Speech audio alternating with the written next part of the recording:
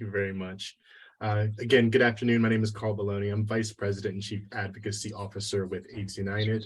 AIDS United is a national nonprofit whose mission is to end the HIV epidemic in the United States. We do that through strategic grant making, capacity building, and policy and advocacy. And we really center our work through impacted communities to teach us the lessons of what is needed to end the epidemic. We're joined this afternoon by Dr. Demetre Daskalakis, who you all know very well. Dr. Daskalakis is the Director of the Division of HIV Prevention at CDC and has stepped in as the White House National Monkeypox Response Deputy Coordinator. Thank you, Dr. Demetre. We're also joined by Harold Phillips, Director of the Office of National AIDS Policy. But first, we're going to hear from Demetre. Great. Thank you very much. Can you hear me? All right, excellent. So thank you for everyone for troubleshooting. I really appreciate it. I want to say that I'm also joined by David Boucher and also Robbie Goldstein and Peter Marks. So Peter's from FDA, David from ASPR, and then Robbie from CDC. And so today we wanted to convene you to have a conversation and really a dialogue around the new intradermal dosing strategy that was recently approved for the Jynneos or the monkeypox vaccine that is deployed in the field. Next slide, please. So I just want to talk first about the emergency use authorization. We do have Dr. Marks on the call, so if there are questions, there may be direct some of them to him. But on August 9th, the Food and Drug Administration issued an emergency use authorization after thorough review of data that supports the use of an intradermal, that means in between layers of skin dose of the Jynneos vaccine in the setting of the national monkeypox public health emergency. So the intradermal dose, so this dosing strategy where it goes between the skin as opposed to deeper in the fat, allows for a single vial of vaccine to be used for up to five doses. So that means that it expands the supply of current vaccine by up to 5-fold. So just quick public math. So in the past with the subcutaneous, 200,000 vials is equal to 200,000 doses. With this intradermal dosing strategy, 200,000 vials to be up to 1 million doses. So it is increasing the supply of vaccine based on a different dosing amount that is required for this intradermal dose as opposed to the deeper dose that goes in the fat below the skin. So it's really important to say we moved really quickly, and I think it's testament to the great work at the FDA, but also made it really important for us to reach out to you now. The speed of the emergency use authorization was necessary because we had vaccine out in the world and other vaccine that was slated for delivery. And so we really wanted to make sure that this dosing strategy was out there so that we could really conserve those doses and make sure that we get as many vaccines in arms using the strategy as possible. The little picture here really shows the monkeypox EUA information, and we do have the link on the bottom, which I'm happy to share in terms of all of the details from the FDA emergency use authorization. Next slide, please. So I want to take a moment to talk a little bit about data, and I'm going to say don't be scared of the slide. I know that I'm showing data slides that show curves. I'm going to walk you through it very quickly. So this is the study that the FDA reviewed in detail that really led to the emergency use authorization. So it is a study that was peer-reviewed and really high data quality. So I'm going to just walk you through the study. So in the study, they looked at different ways of administering the Jynneos vaccine. So they look at the way that sort of goes into the fat below the skin. We'll call that subcutaneous.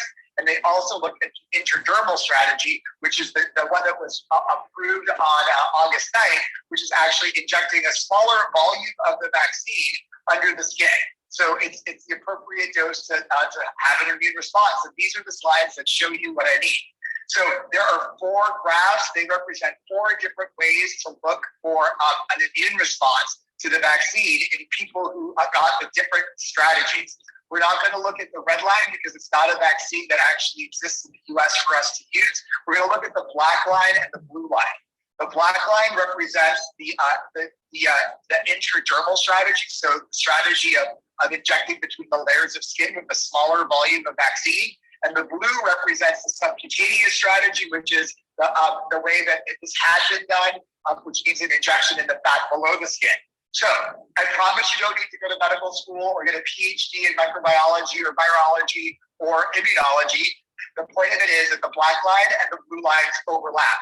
So they're very closely abutted to each other, really making the point that the immune responses as measured in the laboratory are very similar between the dosing strategies, whether you're going with a larger volume in the fat underneath the skin, or if you're going with a smaller volume of vaccine in between the layers of skin.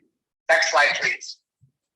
Now, what about safety? So the side effect profiles are pretty similar, but I want to highlight a couple of things. So in this study, there were 4 serious adverse events. They actually had nothing to do with the vaccine on review. There were folks who had systemic reactions. So what I mean by that are like whole body reactions, as opposed to just reactions like where the vaccine was injected. The most common that was reported was feeling tired. And that was similar between the subcutaneous, so that's in the fat below the skin, or this new dosing strategy that was approved on the 9th, the intradermal. In terms of other full body reactions, people had a whole host of them, but there was no difference between the two types of dosing strategies. Next slide, please. There are some differences in local reactions when you look at the 2 different strategies. So the first is that the subcutaneous strategy, the strategy that goes in the fat under the skin, so that one actually is associated with more pain at the injection site. On the other hand, the intradermal strategy, so the strategy that goes with a smaller volume between layers of skin, actually shows that itching is more common, and that redness was common for both, but it seemed to be more common in folks who got the intradermal or skin, the injection in between layers of skin. The redness appears that they could last longer in people who got the intradermal dosing, and you could have a little bit of swelling or a bump. And in some people, it went up to about 180 days out. So though it was minimal and small, some folks could still feel a little bump and a little bit of redness. And there were also some folks who had discoloration at the injection site.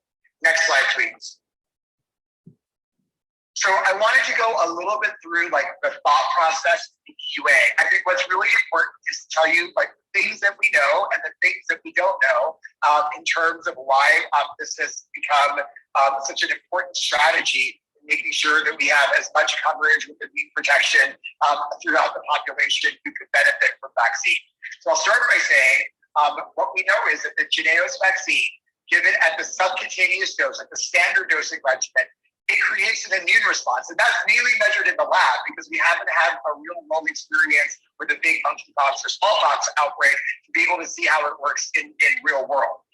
So it's important to say that these lab measured immune responses were actually also seen in people who had immunocompromising conditions. So footnote, let's talk about HIV for a second. So people who had T cells over 200 respond well to the subcutaneous vaccine. Like so many other vaccines, individuals with more immunocompromised, so lower T cells or potentially viral loads, they would respond less well. So we think that these laboratories, the way that we measure these immune responses represents that the vaccine will prevent against monkeypox, and it looks to work both in people who are immunocompromised and those who are not. So then we're going to make the next click, please. We're going to move to the next sort of layer of thinking. So the review data that I just showed you shows that the Jynneos vaccine given in an intradermal dose generates immune responses on lab tests that are nearly identical to the subcutaneous dosing, and that it has a similar side effect profile to the subcutaneous route. We also know in other studies that other intradermal vaccines have similar immune responses when compared to other dosing routes, and that includes in immunocompromised people. There are examples such as in influenza and hepatitis B, where other studies have been done. Next. Dr. Demetre, as you launch in, Dr. Demetre, if you could slow down just a little bit for interpretation purposes, that would be helpful. Thank you. Sure, no problem. It's hard. I apologize. So based on these data and sort of this cascade of data as well as some assumptions, this really supports equivalence of the effect of the vaccines and similar safety profiles, whether the vaccine is given intradermally or if it's given in the subcutaneous route. And what it means is up to a 5-fold increase in doses available to safely vaccinate people who could benefit from the immune protection provided by the vaccine without sacrificing effectiveness as measured using those similar lab methods. Next. So, with that said, regardless of dose or route, vaccine surveillance and studies are going to measure the real-world effectiveness and safety of the vaccine in the setting of an unprecedented monkeypox outbreak. So no matter which dose you use, it's going to be really important that we follow through surveillance for safety and effectiveness, as well as through studies to really understand how this vaccine functions in the real world, since unfortunately, we actually now do have monkeypox that's present for us to sort of understand what we can learn about the vaccine and real world effect. Next slide. And I also wanted to talk about implementation of this new dosing strategy. So I already shared with you that the FDA post that features fact sheets and instructions for vaccine under the emergency use authorization. It's a great link to visit, really clear information. Also, CDC has posted clinical considerations to really guide clinicians on the use of the vaccine. CDC is also providing direct technical assistance and education to clinical providers and health departments in multiple different ways, whether it's direct technical assistance or through their large lectures that are given to providers about the new strategy.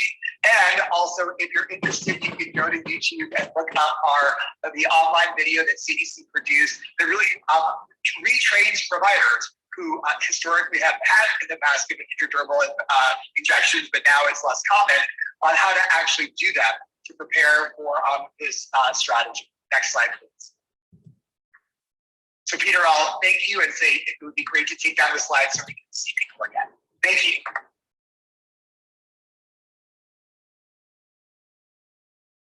So I wanted to hand it back off to Carl to see if we could actually open the floor. I also want to ask if Dr. Marks, Dr. Goldstein, or David, if you have any comments to add.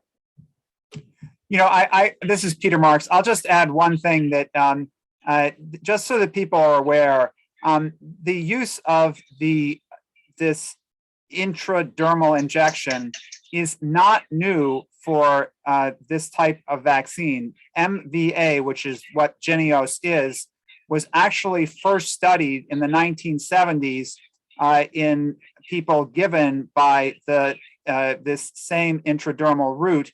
And the safety profile is very well documented, and it matches very well with the safety profile that we're seeing, that we saw in the more recent studies. And we actually, this morning, were able to get our hands on a German study now translated in which 7,000 people received this. So, and that's been translated now for people. So we'll get that up on the web soon. We knew about it beforehand, but at least now we're starting to get these things translated into English. And so we'll be able to have these things available so people see that this isn't something that's brand new. This is something that has been done previously. Over, thanks. Dr. Demetre, we cannot hear you. Peter, you've muted yourself. You need to unmute. Can you hear me now? Yeah, sorry. I was just trying to make sure I didn't do something wrong with my phone there. There you go. Great. So Robbie or David, anything to add before we open the floor? Robbie, I'll let you go first. I'm just going to, excuse me, one thing that will piggyback on what Demetre had already said, and I'm also kind of scanning the chat and the questions that are coming in, which is about the training and what might be necessary to actually do these injections out in the field. There are a lot of resources that CDC is putting out there that includes a really comprehensive document called our Interim Clinical Considerations document for clinicians, providers. It's a really great document to read through. It talks about the risks and benefits. It talks about strategies for vaccination, and then it gives technical assistance in how to implement a vaccine strategy, a vaccine program. We also on our website have posted a video of how to do an intradermal injection that actually I find quite informative. I've watched it many times now, and I think it's really helpful. There's also a step-by-step guide that has photos with it that you can access as well. So I think for providers, certainly providers in rural clinics or providers in smaller practices where they may not have as much comfort with an intradermal injection, there are some great resources for you to access there. And I'll leave it there and happy to answer other questions as they come up. Robbie, I'll just jump in from the ASPR side. I'll stay on the supply side of the conversation. While we are really excited about the benefit that we'll get from this decision in getting doses to more people faster than they otherwise would have been, I do want to also confirm that everything else that we're doing to accelerate the flow of doses into the country is going to continue.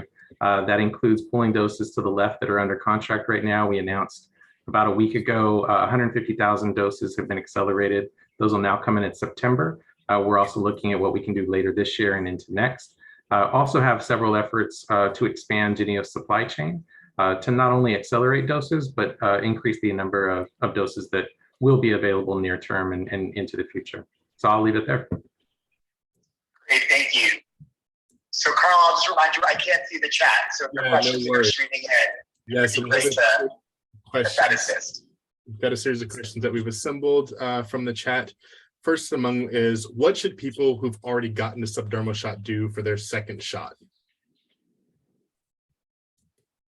I'll start, and others can chime in if they want to add. So I think that an intradermal shot after the original subcutaneous is going to work, and it's completely appropriate. Also, I'll hand it over to Peter or to Robbie in terms of the specific clinical considerations in terms of if the option is also to give a sub-Q.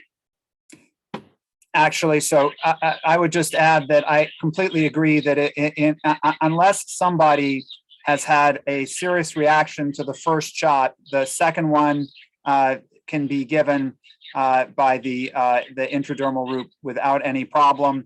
And we would probably, again, that will help us save doses, let these go further, and there's no reason not to. The only people who we probably would not give it to that in that manner is if somebody has a history of forming keloid. That would be something that they will know, or they may have them on their skin. That would be the one reason not to give this vaccine by the intradermal route. But by and large, most people can take it. And just for a reminder, if you don't know, keloid means someone who makes more scar than expected. So it can be a little bit sort of heat-on scarring. It can be like more fibrous scar. So it tends to look, you may have seen it, it may look, it's a puppy-looking scar sometimes. So if people have the history of that, then intradermal is off of that. If I can, I'll just add one other piece from the interim clinical considerations and from the authorizations of these vaccines. The other group who should continue to get subcutaneous injections are those who are younger than 18. FDA has authorized the use of the Jynneos vaccine for those who are under 18, but only in the subcutaneous route. So we know that there are people who are under the age of 18 who received their first dose, and we want to make sure they can receive their second dose as well. And that should be done subcutaneous. Thanks, Robbie. So really important echoing that the EUA, the emergency use authorization for intradermal is for 18 plus. Thank you for that. Dr. Demetre or others, how effective is the dosage reduction in those who are taking a fifth of the vaccine as compared to those who already took the full dosage? So I'll start. I kind of want to reframe dose reduction, because it's actually the right dose for intradermal as opposed to the right dose for subcutaneous. So there's a lot of other things that we do in the world where if you give it intravenous as a drug, the dose is different than if you give it like in a muscle. And so this is very similar. This is the right dose for intradermal. So based on the graph that I showed you, the blue and black lines that are sort of going together, it just makes the point that at the intradermal dose, that dose is adequate to produce an immune response very similar to the subcutaneous dose. So I think as Dr. Mark said, like if someone got the subcutaneous, dosage of the vaccine, then their second dose can be the intradermal dose, because in effect is dose equivalent for the route of administration. So in other words, like for an intradermal dose, that's not a low dose, that's the right dose. Yeah. It's just that the route is different. And I just like to echo that. And I saw in the chat, someone said that, yes, it's possible that some places will decide not to adopt this method of administration for whatever reason. That is something that, we're hoping that by providing the data that show that this is equally good, we would not, our whole purpose of doing this, we want to make sure that people who take this are protected. They're protected every bit as well as people who got this by the subcutaneous route. And otherwise, we wouldn't have done this, because it's critical that we stop this chain of transmission. And the only way we're going to do that is by making sure that people are protected. That's why we would much prefer to have enough vaccine to vaccinate people in the 4-week regimen with 2 doses, for day 1 and day 28, or roughly then not have people get those second doses. And this allows us to do that so that people can have peace of mind that we're giving them the best protection. We don't know that it's perfect, but at least we know that's the best we can do. And so that's the reason for doing this. We would not have allowed this to move forward if we didn't believe that the protection was almost identical. And I just want to say something that I said before in the slides. That really the evaluation of this vaccine, whatever the dosing strategy is, whether it's a subcutaneous or intradermal, is really important because, again, thankfully in the past we haven't had a sort of real world experience with monkeypox, and so now we do. And so I think we're going to learn as we go, and I think this is a response that's full of pivots. So as we go forward and we learn more, we'll pivot to make sure that we're giving people the optimal protection that they can get based on what we're learning about the vaccine. And that it's safe. So I think we have lots of data that it's safe, but we're monitoring it very closely through the standard ways that we monitor all vaccines to make sure that the vaccine is safe in the real world. And maybe I can just pick up on one thing. There is some concern about the use of these vaccines in immunocompromised people. Just so that we're aware, Jynneos, this was actually studied in people with both immunocompromised, such as HIV, as well as in people with severe skin disorders like severe eczema. And that's one of the primary reasons why it was actually developed for use in case we needed a medical countermeasure for smallpox in those individuals with severe eczema and immunocompromised. So yes, it can be used in those populations. Thank you. One question we got is, can we ensure that people living with HIV, both those who are virally suppressed and those with an uncontrolled viral suppression level, are included in clinical trial testing efficacy for ID, intradermal and subcutaneous Jynneos administration? Excuse me. So Peter, I'll let you. Yeah, we will be including. I think this is clearly both CDC and FDA will be looking at the efficacy in people, and we will clearly capture data on all types of people being treated. And if studies are conducted, we will obviously be sure to include a variety of individuals, HIV positive, HIV negative, and with various on antiretrovirals off, et cetera. So we will try to make sure we have a variety of people included in any studies that are conducted. And just so something that always comes up with HIV and immunocompromised is, even though people who are immunocompromised with T cells, for example, that are lower, or a viral load that is not undetectable, though it's likely that the immune response to any vaccine is going to be less. There's still really important reason to get the vaccine. So even if that is slightly less or even a bit more less, still people living with HIV who are at risk for monkeypox should definitely get the vaccine, whether they have T cells over 200 or below, or suppressed or unsuppressed in the viral. Thank you for that. Is there anything being done to make providers more comfortable seeing patients suspected of having monkeypox? Many providers are refusing to test. How can we address this? I'll maybe jump in there, and then others can certainly add in. I will say that CDC has a lot of resources on our website right now to talk specifically about stigma and to talk about ways that providers can decrease stigma. I think it's really important that we all do this, that we model the best behavior. One of the first things on every CDC page really is that anyone can get monkeypox. And we're really trying to make sure that people realize everyone is at risk for this disease. And while right now we are focusing a lot of our engagement and our attention on the LGBTQ community and on those with HIV, we need to make sure that everyone knows they're at risk and no one is stigmatizing this disease or those with the disease. So I would encourage providers who are on the call to go to CDC's website. If you just Google CDC monkeypox stigma, it will bring up a page that we have that's pretty extensive. It talks about ways that you can, in your individual clinical interaction, decrease stigma. in your practice level interactions, decrease stigma, and in the public health level, decrease stigma. And I think all of them are pretty easy to incorporate into your daily practice. Thank you. How will racial equity be addressed when this vaccine negatively impacts people of color and their tendency to form keloids more than the majority of white populations?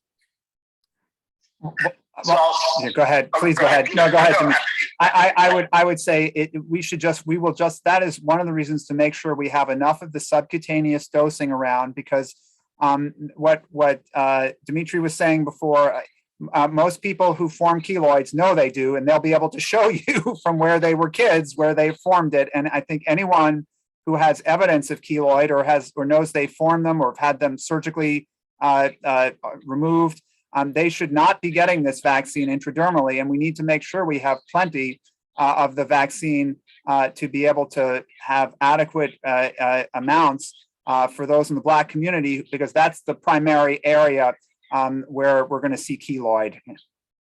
So, and I'll add that's why it's so important that as we think about implementing the sort of 5-dose strategy, that really we encourage folks to really implement it. Because by having more vaccine around, we also have more dosing for the subcutaneous dosing for people with keloid. And in general, just one equity comment about the vaccine, maybe Robbie, you can chime in too, is that there's some things that if you build a lot of access, it doesn't matter because there's not a lot of demand. There's other things with a lot of demand and your answer is access.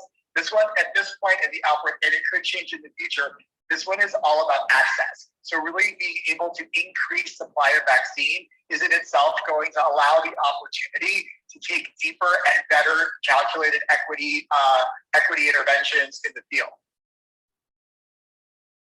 And I just on that equity issue, one of the things that we'll be sharing, there was this concern about the need for the vaccine worldwide.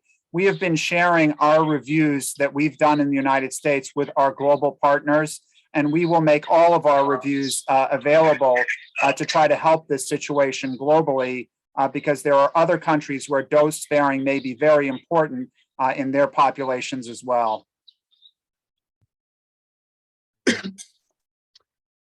Thank you. If someone got a smallpox vaccine decades ago, do they need the monkeypox vaccine?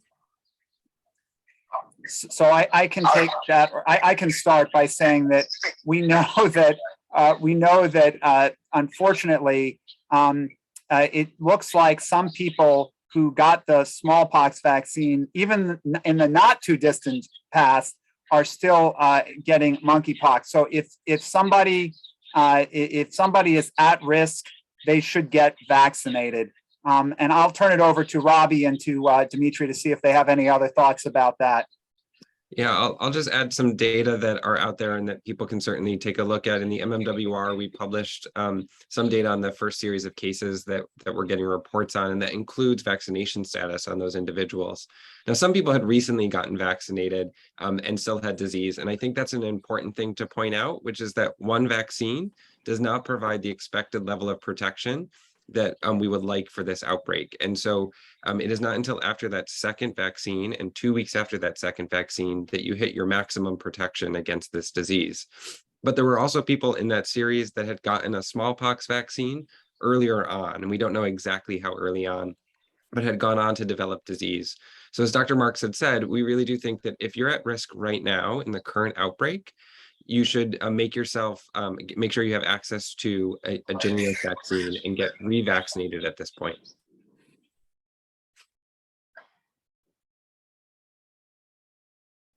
Nothing further from me. Thank you. Except to just remind everybody that also, if you want to look at the guidance from CDC around safer sex and safer gathering, there's a really clear statement about what to do between the doses of vaccine. So really, it's also a good reason to accelerate dosing, because it would be nice to make sure that people know when might they go back to what appears more normal to them based on that guidance. So really important to get those doses out. Thank you. This is a really practical question. Since I live in a place where the vaccine is not available and I am at risk, can I travel to Chicago, DC, New York, or other places to get my vaccine? What would you advise? Oh, maybe I'll jump on that. And it depends on what state you're living in. All states have access to vaccine. And we made sure that in phase 2 and the beginning of phase 3, which is what we're in for vaccine distribution, that all states had access to vaccine. So depending on where you are, I would first recommend that you would reach out to the State Department of Public Health or local public health to try to figure out where did that vaccine go within the state and can you access it within the state. I think it would be challenging to cross state lines and get vaccine in another state because as of right now, doses are limited and people do have residency requirements in order to get the vaccine. But I just want to reiterate what I said, that all states got vaccine, all state a piece of that allocation was based simply on population at risk. The number of people in the state who are MSM, men who have sex with men, and are with HIV, and the number of MSM in that state who are at risk for HIV or are PrEP eligible. And so there is a proportion of the vaccine that should have gone to the state that is there for you and for your patients. And we should make sure that you have a way to get it from the state. Thank you. I know that you all gave information about that's available about how to give the dose, but we have a question as to, is there data about how accurately providers giving the vaccines perform the intradermal injection? Are there risks of not giving the shot correctly and any risk of adverse effects if it isn't injected properly? You know, I can start with that one and then maybe I'll turn it over. So, you know, it is true that a small percentage of intradermal vaccines end up going subcutaneously. That is not a catastrophe here. There's no danger. The vaccine will not hurt. In fact, that's because it's normally given subcutaneously. It still is moderately effective. It's not quite as effective if this fifth dose goes subcutaneously, but it will still do part of what it should. So I think people should not worry that it's going to injure them, and it is something that we understand may happen a small number of times. That's, again, the good news is when you come back and get your second shot, one of the two will probably truly be intradermal, and you'll probably end up in reasonable shape. So I think just to reassure, we are trying to train people as best as possible. But it's, again, it will not harm people to get this if it ends up going subcutaneously. As somebody, I've given a fair number of intradermal injections. I consider myself reasonably good, but it's true. Probably one in every 50 or so ends up, I think, subcutaneous. It happens, but it's not something to worry a lot about. Anyone else want to, Robbie or Demetre? I'll just also say one of the questions that I've gotten is, if I don't see a really clear bleb, do I redo it? I think the answer is no. And once it's in, and then it's so if you're a clinical question, like when you do the intradermal injection, you get a little bubble. So if you think you don't see the bubble, you still may be intradermal. So there's no need to repeat the dose. So in other words, that's, I think, all good training that you're seeing at CDC. And the video, if you haven't seen it, it is a medical video, but it is really very well done and very clear on how to administer the intradermal dose. Thank you. With the high rates of monkeypox in people living with HIV, what efforts are being made by the government to get vaccines to HIV organizations, HIV clinics, and other organizations that serve people living with HIV? I'll comment on that quickly, and others can also jump in. So I talked a little bit about the allocation strategy, which is a way to make sure that each state has vaccine that is there for those with HIV and those at risk for HIV. The other thing is that we've been working really closely with HRSA and Ryan White clinics to make sure that they're engaged in this process. To date, they actually are not getting their own vaccine allocation, although there are many states that are using the Ryan White clinics to get vaccine out into the population. And so that's, I think, a really great way to link in for vaccine, but I'll also say for testing and for treatment, because they're engaged on that side too. Over the next couple of weeks, we're thinking of ways that we can further engage with HRSA and the Ryan White clinics and get vaccine actually to those clinics, because we know they're pretty high yield places for people with HIV. They're places where people are getting their care, where they trust their provider, where they feel really comfortable coming in. And so we want to make sure that we can deliver vaccine, and again, I'll say testing and treatment in areas where people are most comfortable. And it's always, I have to plug the HIV stuff, which is like, this is a great reason to test people, but also if people, this is like people who are virally suppressed with better T cells respond better to vaccine in general. It's better for quality of life and also for other outcomes. It's included there for that linkage to care that Ryan White supports is so important, not only in monkeypox, but also in every other aspect of health. Couldn't help to do the HIV plug. Great. In DC, the health department is suggesting that maximum protection after one dose lasts for 6 months, which is their rationale for the one-dose strategy. Is that accurate? And if jurisdictions have been doing the one-dose strategy with the subcutaneous injection, are they being strongly encouraged to move to the one-fifth strategy and then give 2 doses?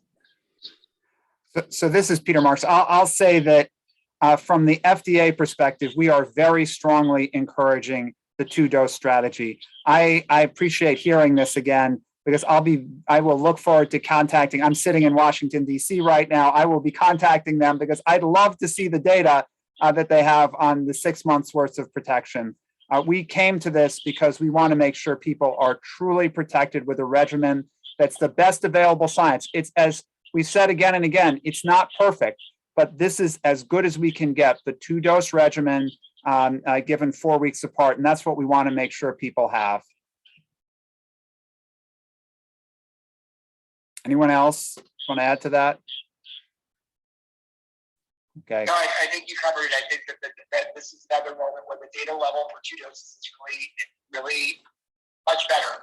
Again, realizing that we are living in a universe of limited data for this vaccine in general, the data is pretty strong. The 2 doses are the way to go. And as Robbie said, Dr. Goldstein said, that maximal protection happens after about 2 weeks after that second dose. So I think that with increasing supplies, through this and other strategies that David talked about, I think the 2-dose strategy really should be the norm.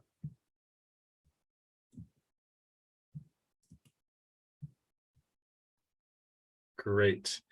Not sure your work at the international level, but a surge in doses is needed not only in the US, but worldwide. The vaccine was brought to market with extensive government subsidies. What is the government doing to use its leverage to immediately expand the number of doses, which will be needed regardless of dose sparing strategy? Will you compare forward and fill in and finish bulk doses immediately? How is the US government interacting? Yep, so I'll take that one. So it's exactly right. This vaccine exists because of a really long-standing relationship we've had with Bavarian Nordic. We've been supporting development of the vaccine for more than 15 years, if I remember correctly. Early on, we were able to leverage that. It's the big reason why we have a very significant supply of or a significant portion of the global supply today. We don't want to just stop there, though. So we've been having quite a few conversations. We speak with Bavarian Nordic every day. We're looking to, and whoever asked the question hit the nail on the head. The bottleneck right now is fill finish. There is a significant quantity of bulk that we have in Europe at BN's facilities. Getting that out of bulk into vials, usable vials, is the bottleneck. So we're right now having conversations with Bavarian Nordic and looking at how we can leverage CMOs, contract manufacturing organizations, to bring new facilities online and again, increase the flow of doses coming onto the market, both for US use and global. So that's sort of an explanation of the domain. So can we make it faster? Can we get it in bottles and vials faster and move it? And can we make the models and vials that we have go longer by using the 5-dose strategy? So when I talk about the different domains, that's what I'm referring to. So every path that leads to more vaccine is being pursued. Fantastic. Is the CD offering any guidance to states to include those using PrEP in their vaccine eligibility criteria, like the new guidance found in North Carolina? Yeah, so in many ways we are. In those interim clinical considerations, we talk about the best ways that people can get this vaccine out to those that are at highest risk. And we're currently in a strategy that we're calling PEP Plus, or post-exposure prophylaxis plus. That's a strategy that makes sure that those who are at highest risk for exposure, recent exposure, and potentially future exposure have access to this vaccine. So we're encouraging states to use the vaccine for those who know that they have a contact with someone who had monkeypox, or someone who has had multiple sexual partners or multiple sexual contacts in an area where monkeypox is circulating over the past 14 days. And so that really should encourage individuals who are at the highest risk to come in and get the vaccine and to have access to the vaccine. We're working individually with jurisdictions to figure out how they're implementing that and to think of other ways that might make sense in their own jurisdiction. But we want to make sure that right now, in this period of slightly decreased supply, although we're increasing it with this alternative dosing strategy, we can match the demand and make sure that those who are at the highest risk have access to this vaccine. Thank you, Dr. Goldstein. With a delayed 2-dose strategy, 28 days is the minimum for a second dose. Is there a maximum? I actually couldn't hear that at all. Sorry. That was my bad. So I'll start the answer here. So the question was, is there a maximum? In other words, if somebody has gone past the 28 days, when can they get their next dose? And there is not a maximum. I would say if somebody starts the vaccination series, if they've started it, even if it's 8 weeks, 12 weeks, they should come back and get that second dose. There actually are data on that. There are data to show that getting the second dose, even months afterwards, helps boost immunity. So definitely come back for that second dose. So it's not a redo, it's a catch up. Correct. So if you fall behind, don't restart, just get that second dose. Thanks for all this great information. I have to share among several of the questions that have trended. One is around infectious disease specialists are not convinced necessarily that the 20% dosage has sufficient studies to support its implementation. How can we address this concern? So from FDA's perspective, we'll keep trying to educate people. I think in this rapid rollout, we probably need to make sure that we show people the data. The data that was used here in terms of the comparative study met the kind of criteria that FDA uses to say that 2 dosing regimens are equivalent. And I don't know that it gets much better than this.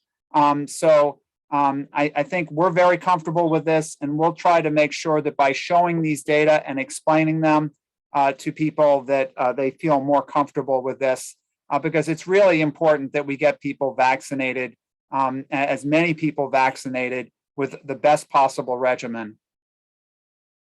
And I just want to add again, like I want us to sort of shift our thinking, but it's not a 20% dose, it's the dose for intradermal, it's the dose for the root. And so it's the right dose to be able to create an immune response that is acceptable based on those curves. So it's not like a dose reduction, it's actually a dose adjustment for a different route of administration. And we're taking advantage of that to be able to extend vaccine availability. I'm going to ask one more question from the aggregate. Who will be conducting the vaccine effectiveness trials to follow the real world implementation? Should we expect this from our friends at the NIH and or within the HIV vaccine trials network? You can expect that from your friendly neighborhood epidemiologist at CDC. We're going to do the real world vaccine effectiveness studies and are setting up those platforms as we speak to make sure that we can understand the effectiveness of the vaccines, both in the intradermal and the subcutaneous route, and to really dive into who's getting the most benefit from the vaccines and what it's doing in this particular outbreak, given that we know that the transmission is different in this outbreak compared to other outbreaks. So more soon from CDC. Fabulous, thank you. Also good to sort of just also manage expectations. These aren't, you don't flip the switch and have an answer. We have to have the vaccine out in the world, and then we learn over time. And so it's good to sort of think that this is our path right now. If we learn something different from the vaccine effectiveness studies, we may have other things to do in the future. So it's important to remember that this is the first time we have an outbreak like this to be able to evaluate the vaccine in real life. And so CDC has a whole package of work making sure that we can evaluate the vaccine and its effectiveness. Great. I know we're coming to a close. I just want to plug one thing really quickly. This is our second such webinar in this series. We really appreciate our federal partners, Dr. Daskalakis and others, for joining to get this important information out to communities. Also want to flag that through our partnership with Building Healthy Online Communities under the CDC's Let's Stop HIV Together initiative, AIDS United will be co-hosting a community Q&A call for people living with HIV to talk about monkeypox on August 23rd. We'll be there to answer questions about vaccines, testing, and treatment, advocating for yourself when facing stigma for your community or healthcare providers, and ways to engage in advocacy in your communities, and much more. Please join us for that. Before we close, I also want to just give Dr. Daskalakis and others an opportunity to share any final remarks or information. First of all, thank everyone from AIDS United. This was a huge effort. We asked for really quick turnaround to get everyone online. So thank you to AIDS United, thanks to Carl, thanks to Justin, thanks to the whole crew for getting this up and running. And more to come. Obviously, these engagements are really important and such a valuable group of humans to get questions from and listen to. And thanks to Robbie, Peter, and to David for joining as well and giving their insights from their parts of this large coordinated federal response. So thanks, Carl. Thank you. As always, we'll be sharing the Q&A responses with attendees, and we'll be hosted on AIDS United's website. Take care. We really appreciate it. Thank you. Bye, everybody. Bye-bye.